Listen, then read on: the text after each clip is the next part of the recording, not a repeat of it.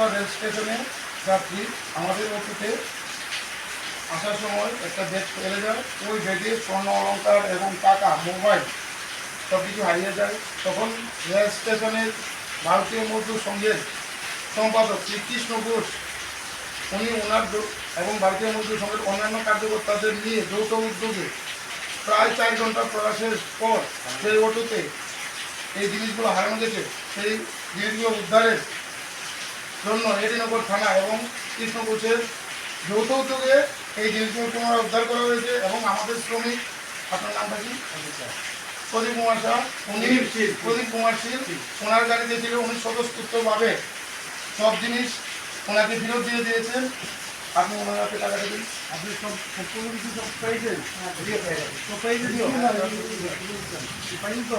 এখন কি কি মনে হইতেছে? আমাদের অফিস সঙ্গে একটু আলোচনা করা আছে কি?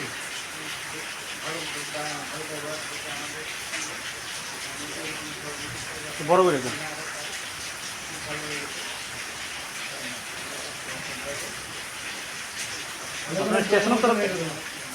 আপনার স্টেশন তরফ থেকে সহযোগিতা সব করছেনই, সবাই কত শ্রমিকরা সবাই করছে।